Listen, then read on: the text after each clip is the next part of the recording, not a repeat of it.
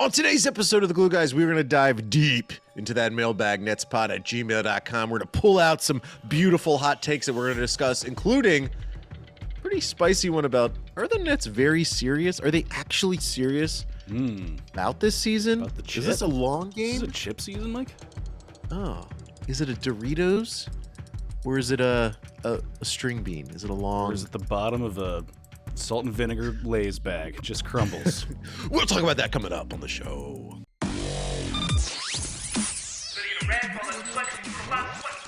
Welcome back to The Glue Guys. This is Mike Arcelo, Brian.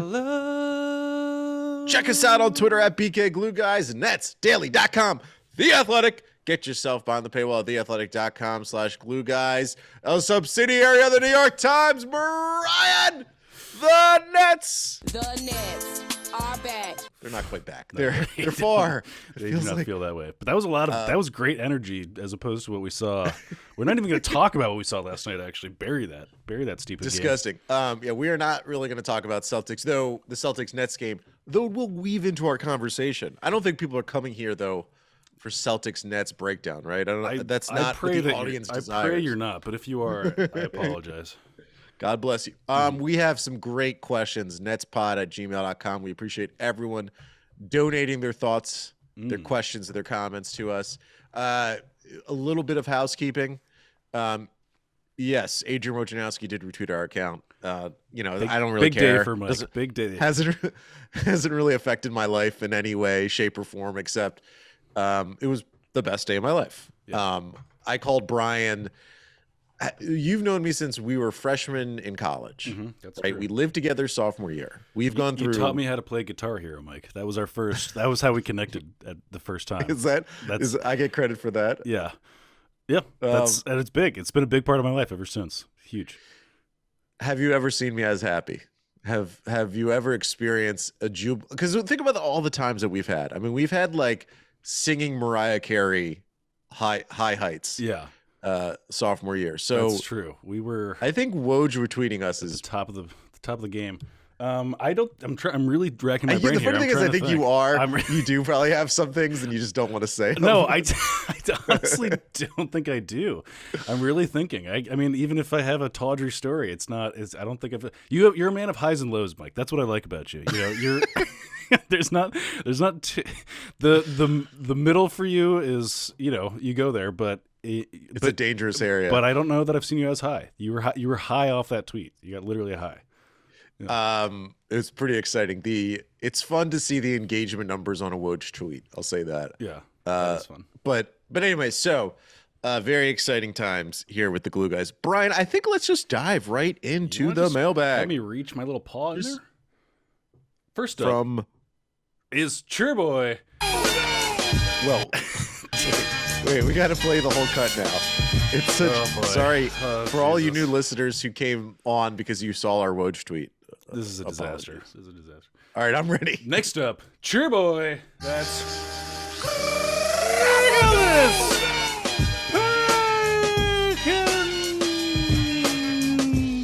had to go extra big on the first one to make up. Anyways, Nick says, "Glue Guys!" exclamation point. First time, long time. My question for you is, what is the team's rotation come playoffs? We've got some key rotation pieces that have yet to even play or are questionable if they still exist. Looking at you, Joe. So there's a lot of ways to go. But if you had to guess, who are the 9 or 10 guys playing for the team in the playoffs? Yes. I'm ready. Mike. So I'm going to go right off the bat. Joe Harris is not going to play basketball this year. That's my hot take prediction. That is a hot take, Mike. You're coming in hot. It seems, is anyone else think it's kind of crazy that they're continually pushing back this deadline of when he may get the second surgery? It's obvious the guy is in pain. He can't perform at the level that he wants to. And he is trying to delay the second surgery, hoping that his ankle's going to feel better. Don't you think? And it hasn't happened. I feel like Joe Harris is a bellwether for. I mean, we can get into the next question. Actually, I'm just going to go right into it because it pairs nicely, and I want to give him credit because Glenn Y. And I'm not going to do the intro. It's just going to be like real a quick. like a Zinfandel with a piece of fish. Glenn Y says, "Hey guys, I'm starting to wonder if the Nets have quietly punted on this season. They are showing no sense of urgency and are leaving their fates up to chance in a fluky play-in tournament with all this ramp-up nonsense that you can see if you're watching on YouTube and follow us on Twitter to get to the YouTube, all that stuff. And there's a ramp behind me because we're ramping up. This shout out to Dolan J. Trump who tweeted this is the new Nets logo. It's just a ramp." With all this ramp-up nonsense, what do you think? So, Glenn Y., thank you for that. And that pairs neatly with this because I think Joe Harris represents a bit of a bellwether on whether we're going to punt this season or not. It's weird that we're kind of talking about this. Net Income had a long article that he posted a couple days ago called The Hedge on Netsdaily. Very much recommend people read it. And it's a little bit about how much of this recent transacting is about just hedging our bets for the future, Mike. Yeah, so when you're saying Joe Harris is a bellwether, it's the fact that like if they are continually trying to get him to play basketball, yeah, and because if they had declared he's getting surgery already, it would be a signal, a canary in a coal mine, yes, that the Nets are punting this season. I don't think I love Glenn White. I love the idea. I don't think the Nets are punting this season. It's not a formal punt. It's not a traditional punt.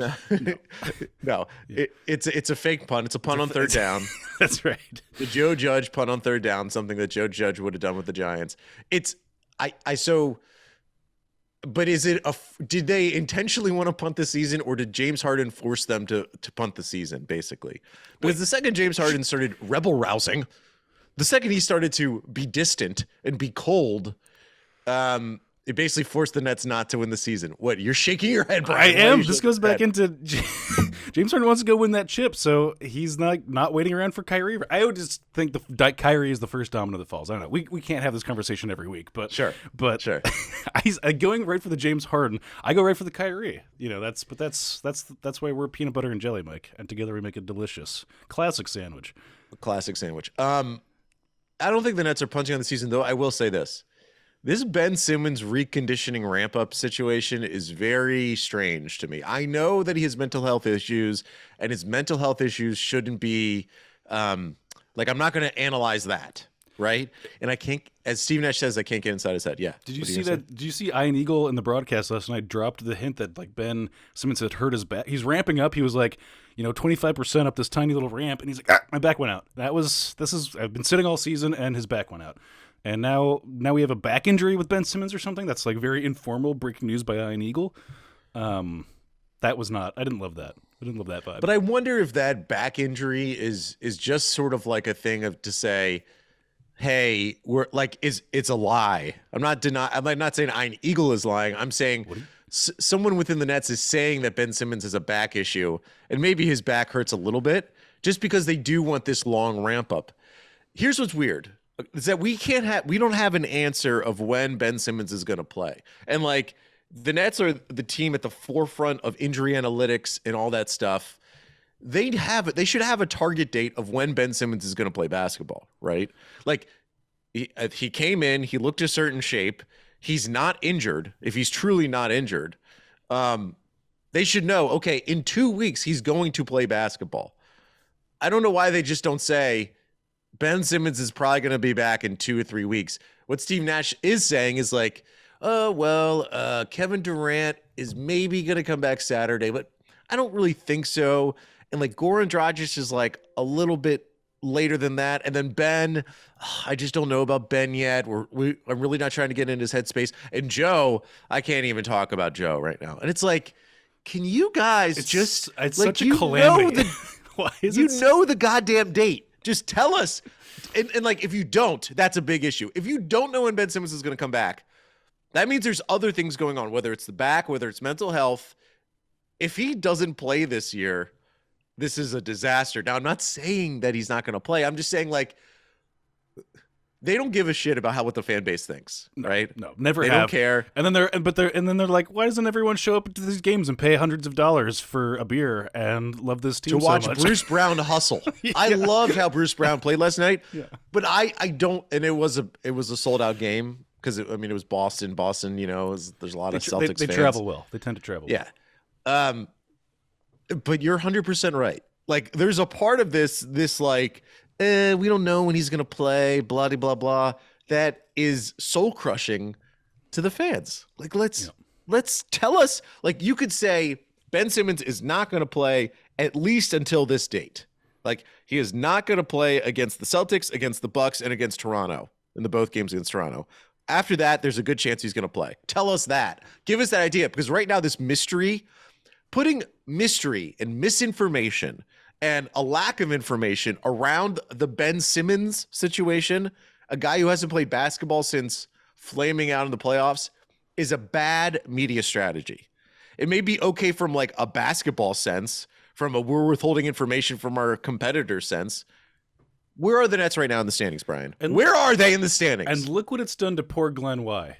Glenn Y, a saint by as far as I can tell. He's lost at sea. He's thinking that we're punting on the entire season at this point. That's what we're left to think. With the amount of information we have, we're scrambling to pick up the information, and some significant portion, probably upwards of 90% of the fan base now think that we're punting. That was not true. But at least Glenn Y. Brian Egan Gallup poll. At least Glenn Y. thinks we're punting on the season. Is that what you want, Sean? Is that what you want, Steve? I don't think so. Do you think the Nets are punting? You talked about it a little bit, but I don't think they're punting. How much of a punt? I agree with, I don't want to toe the company line too hard, but I do agree with Net Income that like a lot of what we've done here recently, transactionally, is about hedging for the future and not super win now sort of thinking. I mean, and it references Kenny Smith talking about think about like the reality of you have 20 games, maybe 20 games, and how many of our actual star players are going to play together during those games to put together a championship run. It's just not it.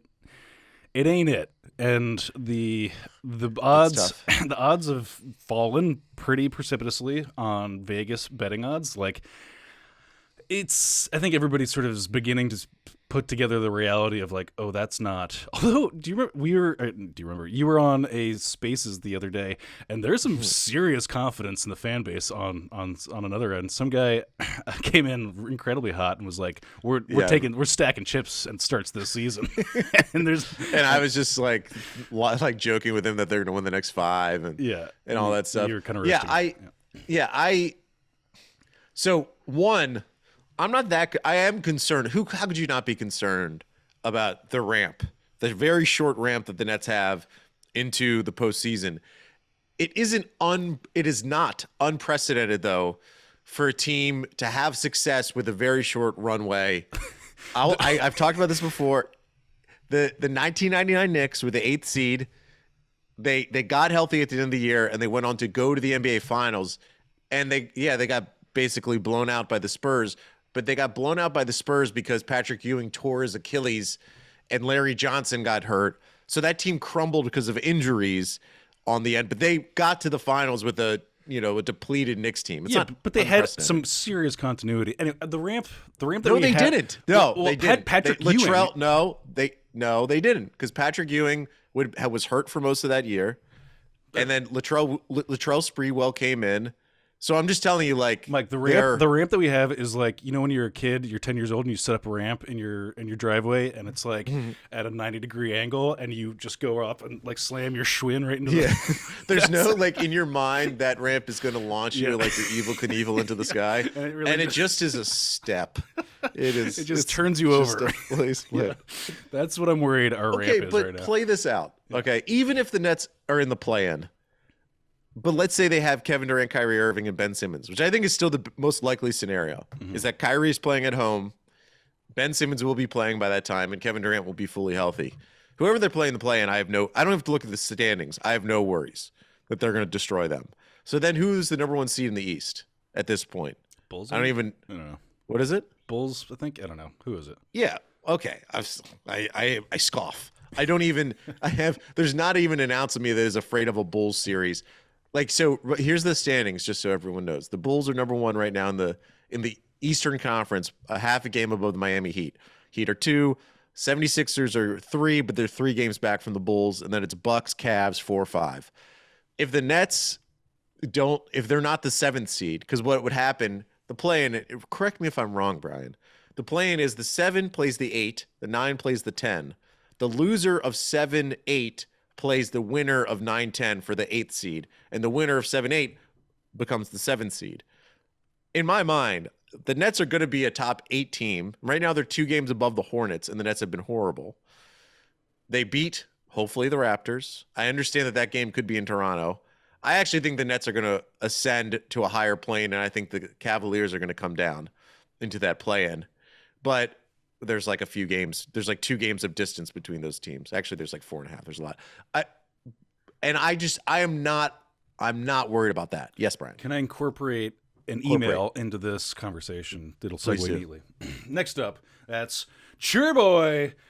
Here we go. We got good friend. Here we go. It's Kevin Lip.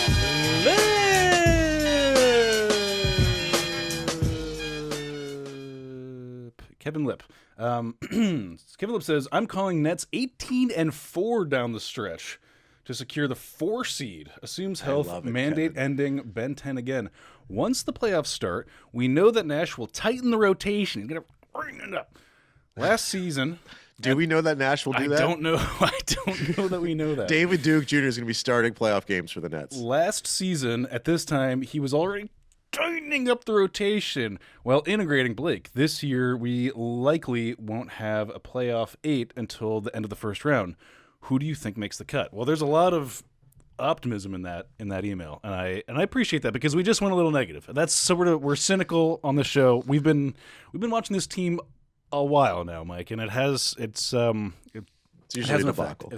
So, but here's a rosier picture that Kevin Lip has drawn for you. People want to know about this playoff rotation. It seems this is a big thing. Who's getting cut? Is the who's not getting minutes in the playoffs? Okay, I'm going to remove Joe Harris from the equation. There it I've is. talked about it. Like, it just doesn't seem good. There's too much. I mean, his agent came out the week before the trade deadline saying that Joe may have to get a second surgery. Nothing has changed since then. He still doesn't seem to be actually practicing, right? I think he's like off to the side shooting a basketball on one leg, basically at this point. I don't think Joe Harris is part of this rotation, so remove him. So let's assume Kyrie Irving is allowed to play everywhere except for Toronto. So Kyrie, Ben Simmons, those are 2 people. Goran Dragic, that's 3. Kevin Durant is 4. Seth Curry, Patty Mills is 6. And then you're getting down to like Drummond is 7 and Aldridge is 8. So what you're not including there is Cam Thomas, Kessler Edwards, Nick Claxton, Blake, James Johnson, and Day'Ron Sharpe. So really the Nets are probably playing they're playing a 9-man rotation in the playoffs, if I added correctly, and I apologize if I didn't add up correctly. But the cutting line is like Kessler Edwards, I'm gonna doubt he's not gonna play that much, particularly because like Ben Simmons obviously is way different than Kessler Edwards, but Ben Simmons is gonna be a wingy guy on this team. Of those guys, Cam Thomas, Kessler Edwards, James Johnson, Blake Griffin, Nick Claxton, and Day'Ron Sharpe. It's a lot of dudes. Who's the hardest cut of those in your mind? I'm just thinking about Claxton right now and how his star has fallen. Just thinking about those first few games of the season where James Harden, generously tried to incorporate him as closely as he possibly could into the offense. And watching his few minutes last night where he shared the court with, I think he was like doing shared minutes with Aldridge. It's just like... they're trying to play him at 4 because they need to see if he can play with the other center, like a center on the floor. They need to figure that out. They're trying to get him in somewhere, and it's just like he's just getting lost in every sauce you put him in. He's like he's Five Spice right now. No, he's brown not, sauce. But James Harden is the bouillabaisse. He's the. You see how skinny he looks? I saw. He spent. What the hell? This is what happens if you just don't drink water for an afternoon. That's what I look like. That's what you just just don't drink water, and you'll be fine. Can I do this? A quick break. Here's a tease. Coming back, I'm going to tell you something about Nick Claxton that we need to discuss real quick. Great. And we're back. Wow. Remember when we started this year? Nick Claxton was starting for this team. And this team actually had Kyrie Irving, Kevin Durant, and James Harden. I was literally just talking about that. That was what I was just saying a second ago. Remember when we were fretting what kind of contract he would get? Doesn't seem like much of an issue anymore. Yeah. Doesn't seem like a problem.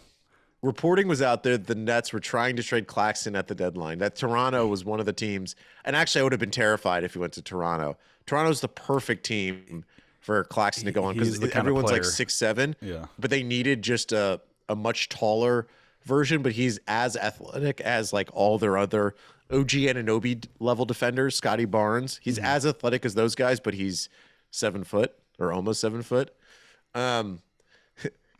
If we're looking at positives, negatives, positives are I don't think Nick Claxton's getting that $10 million a year contract. It's very unlikely at this point. It seems like a Bruce Brown path of like signing a qualifying offer or something. Just kind of delaying your rookie contract an extra year by like tacking on a $5 million or something. Yeah, because if you're his agent, well, one, you're probably saying, hey guys, trade Nick this offseason. Like we'll do a sign and trade or whatever. Just get him out of Brooklyn. But Do you think there's not so? going to be like Yeah. a tremendous amount of offers. Well, just because like I think Aldridge, like who knows if Aldridge will be back or Drummond will be back. I guess if there's the chance of like Drummond moves on and Aldridge moves on just because like Aldridge retires or whatever, like we don't know what's going to happen with them. Like Claxton's going to need to go to a place that stinks that plays him 30 minutes a game. He's just never proven to be that guy. So positives is that maybe Nick Claxton's part of the long-term future and the Nets can get him. Like if I'm Sean Marks, I am thinking like, can we get like a 3-year, $15 million deal or some type of discount longer term with Nick Claxton? And because I think he's going to outperform that. I'm just saying positives and negatives. I'm trying to Talking think of about like punting the season. where how Nick Claxton can assume the form that he was destined to be, like a Tyson Chandler sort of style player. Like where does Tyson Chandler he was like an outcast until he like kind of like made his bones on the Pelicans or something. He just needs to be paired with like an above average point guard where he can play all the minutes together and I mean like James Harden was good for him, right? Yeah. Because he was teaching Nick Claxton to be Clint Capella. Like you go to any ball centric guard, like heliocentric guard, like Luka, Ja Morant, any of those guys. Like if I'm Nick Claxton and his agent, I'm saying, can I get my guy to one of those places and he slams down dunk for an entire season and then he gets a big contract? But I was against trading him at the deadline because I think he has. So we talk about playoff rotation. Like I would like a world where Nick Claxton's playing, but if you carve up those big minutes, right? Kevin Durant and Ben Simmons are going to be like your biggest players on the floor that aren't centers for the entire game. And you're going to have Drummond for 20 minutes. You're going to have Aldridge for 20 minutes, if not a little bit more for both. So when's Nick Claxton going to play? He would only play if it was so matchup specific. And what's the matchup in the East where you want Nick Claxton? At this point, if you have Drummond and Aldridge, like Aldridge defensively is no good. Ultimately, like he's fine. He's just not. He's not a positive. Drummond's a positive. Can I say something? I've loved having Andre Drummond on this team. I've so missed having a guy who just at least tips the ball on the for offensive rebounds. That he's just like so big that Bruce Brown was getting rebounds last night because Drummond was like just in the way of Time Lord and Al Horford. And as simple as that is, and Drummond, there's some negative there too. Like this team just needed a big, as we talked about, hairy dude very to hairy. just consume space, make it really difficult for the other team to get a rebound. And if Ben Simmons is on the floor with Drummond and KD, that's the rebounding issues that this team had, I think are going to go away pretty quickly. Okay. So 18-4, I agree. We're going to keep it 18-4, Nets win the championship. We're going to keep it greasy. Going to keep the lines of communication lubed. Next up, Sure Boy. By the way, our guy didn't want us to use his name. He's going to say that at the bottom. At the bottom? Oh, please. God damn it. Okay. What do I do now? We can edit it out. You got to lead with that, man. Daniel, all right. All right, I'll call Young Guapo. Young Guapo. Lead everyone lead. If you don't want us to say your whole name. Let's actually. Do people think that Brian goes through these emails ahead of time? No, that's not what we do. There's literally hundreds of emails here. I'm just picking them random. Okay. You want to do next up your boy? No, I'm just we'll edit it out. I'll do a quick. Hey, Okay. we had to do a quick edit, and I'm just doing this because the guy, Young Guapo, shout out to Young Guapo who emailed us. Don't use my real name at the very bottom of his email, so I read his real name. Well, put his cell phone number out yeah, there. he did give me his home address and cell phone. So, anyways, thank you, Young Guapo. Here's what Young Guapo said. It says James Johnson, bussin' or disgustin'. Mike, are you familiar with this meme? No, I don't know what So it's a TikToker. I went to a John Mayer concert, so I'm old. Who was previously in jail, and he had a cooking show from jail where he would just mix hot Fritos and Coke and who knows what, and coffee, instant coffee, and be like, it's a hot Frito milkshake in jail, whatever it is, terrible food. I love it. And then he got out, and now his show is Bussin' or Disgustin', where people suggest ways of eating things. It'll be like, make your ramen with milk, and it'll be like, bussin' or disgustin'. And he's like, no, that's disgusting. Or bussin' if it's good. Bussin' means That's good. fun. Mike. Bussin' means That's good. cool. So James Johnson, bussin' or disgustin'. I know he puts in quotes. I think we all know what he means there, Mike. They say he adds a lot to our defense, but I cry out in agony every time he shoots a three or drives and spins in slow motion into two defenders like he's Kyrie with a bad internet connection. Got him. Also, does whatever fake news defensive benefit he brings even matter once Ben Simmons is ramped up? Again, ramping. We're ramping, everybody. IMO, this man is an absolute rotten chicken breast. Also, as I type this, maybe a broader, more important question is whether the Nets can/should abandon the we are a defensive team identity and just go back to an all-out offensive juggernaut like last year. It's a great email, Young Guapo. Thank you for writing. What is my opinion of James Johnson at the moment? I guess the Ben Simmons, rotation element does change things for him if Ben Simmons actually flies off this ramp in a safe and exciting way. I don't. What? If Ben Simmons, I'm trying to think of movies that have ramps. I'm thinking of Hot Rod's the first thing that comes to my mind. Sure. What movie is Ben Simmons off of a ramp? Is he Con Air landing in Vegas? What's the one with Andy Samberg that he's like Hot Rod? That is Hot Rod. Okay. Yeah. Right. Yeah. So he's Hot Rod, probably. Right. Perfect. So let me ask you this. Whose minutes does Ben Simmons most impact? Because I would be like the James Johnson, Blake Griffin, sort of the poo-poo platter of power forwards that this team has. Because I think Kyrie's still going to play the same amount of minutes. I think Dragic is going to have a pretty defined role once he's playing. I'm assuming the vaccine mandate's going to drop soon. I mean, the mayor, Eric Adams, has basically said he's going to drop it. He's just waiting on a couple of key metrics for the Nets to be out of the playoffs completely, and then he'll drop it, and the Nets will come storming back. That's the metric he's waiting for. But I think Ben Simmons most impacts the James Johnson. I understand the James Johnson thing. I don't even blame. So here's my approach. It's like, have you ever had I know you're not a dog guy, right? I like dogs. I just don't have them, and I You hate when people have hate them dogs. in New York City. I don't think they belong in New York. I'll say that. I know, right? That's actually a worse take than not liking dogs. Is that they just don't belong. I'm just segregationist. They don't. They can exist, but they not here. Yeah, Brian's a KKK for dogs. It's a come on now. That's too much. I know. That is too much. Apologies. Yeah. Apologies. I don't blame James Johnson, Bruce Brown. I don't blame any of these sort of the Kessler Edwards, David Duke Jr.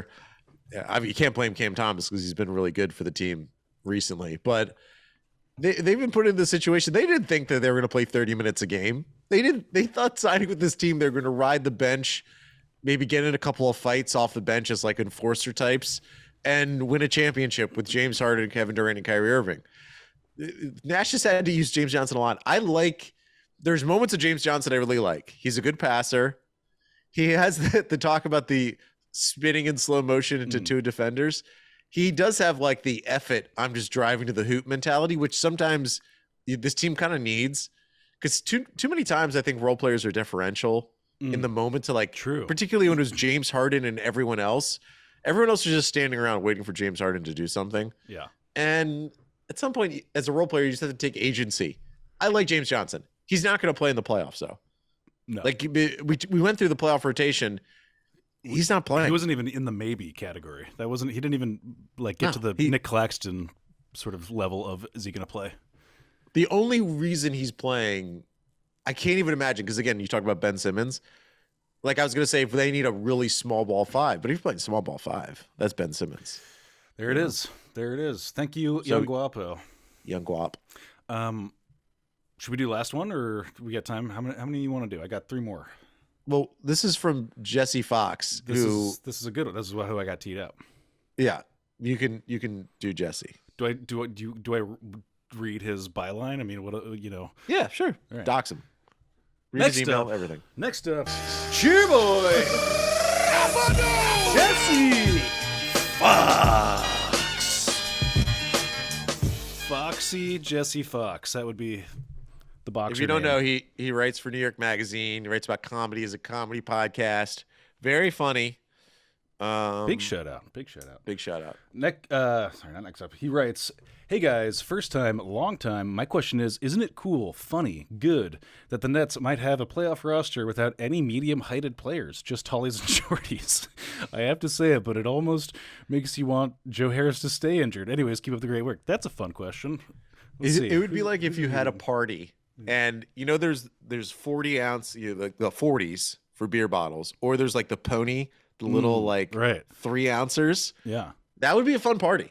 Ponies I would and 40s? actually- Ponies and 40s is a good theme too for a college. Let's Oh my Let's god. get Alex Everyone's Sturm. dressed as like cowboys and cowgirls. Let's get Alex Sturm. Let's show up. That's what he wants. That is what he Alex wants. Sturm, who we won't tell him where he's going to college, but we've communicated him about school. Ponies and we're, 40s. We're all showing up. Yeah. We're all rolling up to his dorm next year. And then you could either have, a Patty Mills jersey with your ponies or, an Andre Drummond with your 40. I like it. It's a fun party. That's a dope party. It's a great party.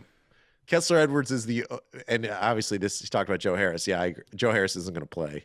And Kessler Edwards is the only mid-range beer. He's the 16-ounce can. Yeah. He's not playing. He's not going to play for this team. And it's funny if they do match up against the Raptors, because everyone on the Raptors is a 16-ounce can. They have no 40s. They have no ponies. Just a bunch of tall boys. And that's it. True. While you were doing that, I was trying to proofread the next Yeah, question. I was like, please jump in. Please. Well, now stop me from talking. Young Guapo's got me on edge here now, because now I'm expected to proofread these emails before I read them onto our podcast. Oh, Brian, we're over 32 minutes. Should I cut out like 2 minutes? This is the last one. Next up, that's Cheer Boy Chimizi. Oh. You picked the longest email for the last one. I know. I'm There's gonna no fight way for you it. can read all this. It's gonna say, "Dear Gigi, where is the leadership? There's a glaring lack of leadership on this team. Also, why is Nash being so quiet? This team needs someone with passion and fire. Outwardly, the inward stuff is clearly not working. There's too many mercurial dudes on this team. I wonder why."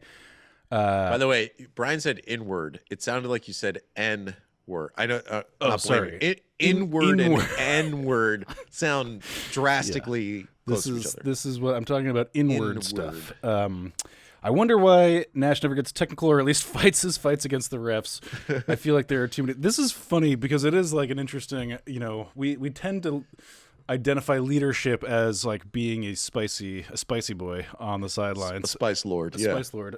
Timothy Chalamet, if you will. I mean, I don't know anything about Nash's leadership style. We've talked a little bit about it. It seems to be he's a company Just man. like a soccer dad. He's a company man slash Just like soccer he dad. brings the orange slices to practice. Everyone rallies people around. And then he'll just to finish it off. Who is the leader of this team? I honestly wonder. The Nets have had so much turnover that I honestly wonder who is the dude.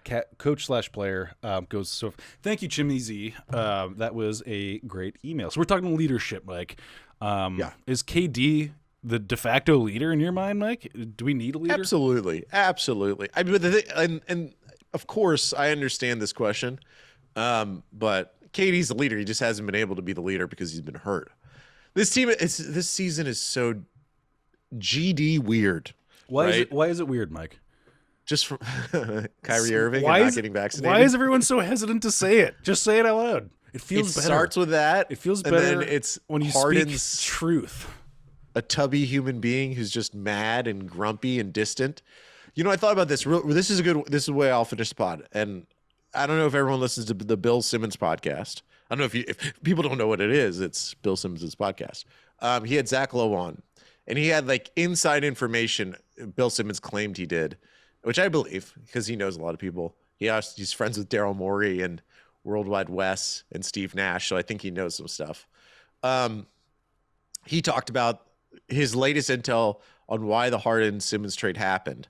And he was saying Embiid was pushing for Bradley Beal. Like, he was pushing hard to get Bradley Beal. He was talking to Bradley Beal, like, behind the scenes and being like, Bradley, come here, come here, come here. And then Bradley Beal gets his surgery, so that kills that. And the Wizards didn't seem like they wanted to trade Bradley Beal anyways. Simmons didn't say that, but just that was me. That was my analysis. Good analysis. So they trade for James Harden.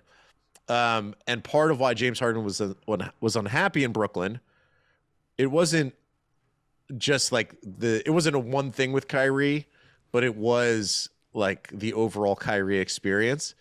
And let's think about this, Brian. You and I, this is a thing that I know you will appreciate. Okay. So Kyrie Irving, whatever you want to say about him, he is a very sort of socially engaged human. He cares a lot about. He has a Discord.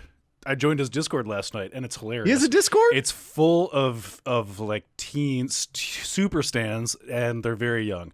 And I was in the voice chat, and it's hilarious. Super recommend. Like our Discord invite, his is in his Twitter bio and IG bio, I believe. I don't know. Somebody. And he's been on Twitch lately. He's been on Twitch. He's basically. I think it's proof positive that he's following our media strategy here, and he's probably listening very closely.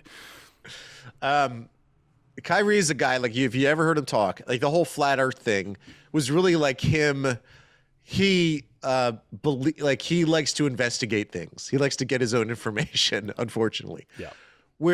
So like, you know, he has causes with Native American community, which is deeply held to him, with you know, human rights, civil rights, all that stuff, right? So Kyrie cares about a lot of different things, and the world affects him.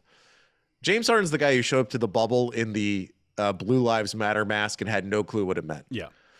Imagine those two guys mixing in the locker room. James Harden is a very like traditional, like, I play basketball, I wear nice clothes, and I eat food. I think the distillation is pretty clear. It's ball is life, ball is not life. You know, that is that is how it is. And you know, I just thought of a new Scary Kittle shirt of you holding up your hands like some Buddhist type figure, and one is ball is life, and then you look, ball is not life. Right. And I think, you know, I know where I stand on this. You know, ball is life. Where do you? Oh, your ball is life. No, you know what's messed up about me is that I can compartmentalize my life so much that when I think about basketball, I really convince myself that ball is life when it's really and truly not at all for me. But like as I do this podcast, I delude myself into be like, yeah, ball is totally life, 100%. Ball life. Yeah. Ball not life. Meanwhile, I'm like basically playing video games with half an eye on the Celtics game last night. Like ball's life through and through. So the Bill Simmons, I suggest people listen to. I think it's like in the middle of him and Lowe in their podcast. It was on Bill Simmons' show. There was some good stuff that Bill had about the Harden trade, and also about like how James Harden wanted to come to Brooklyn. Brooklyn was the number one choice, and then Bill extrapolated that, which is something that we've said on this show. Harden just got like butthurt about that the team was Kevin Durant's and not his, and that Harden was a bit isolated on this team. And we you and I have sussed that out as well in terms of not just reporting, but analysis and deduction. That's what we're good at. That's it. We did it. That's a pod. I think that's a pod. I think it's a great 42 minutes like we talked about. Come on. We wanted to 32, but of course we got it to 42. This is why I'm, you know, I understand the talent on this roster, Mike. I know what makes us work. So, you know, set goals that are unrealistic, and, you know, killer comparisons. you and I to Nets players. Who are you? Who am I? Ball is life, Mike. You already know. You already know my answer. You're James Harden. No, I don't know. I'm actually not very in a team like a situation like that. Super not leadership. You're not gonna see a lot of leadership qualities from me. I'm hard to motivate. In that setting. All right. Well, thank you everyone for listening. This was the Glue Guys podcast, brought to you by The Athletic, a subsidiary of the New York Times. Find us on Twitter at BK Glue Guys. We got a Discord. The Discord is we need to talk more about the Discord. It's popping. It's Yeah, I'm basically in there all day. So if you want just more of my shit posting, that's where you're going to find it. And also, doesn't cost any money. Doesn't cost any money. Just come on right in. We're talking all day. And 5 stars, we want them. We need them. We haven't done that in a while. Yeah, 5 stars. Mike, thanks for having me, buddy. Hey, thanks for being here. Okay, take care.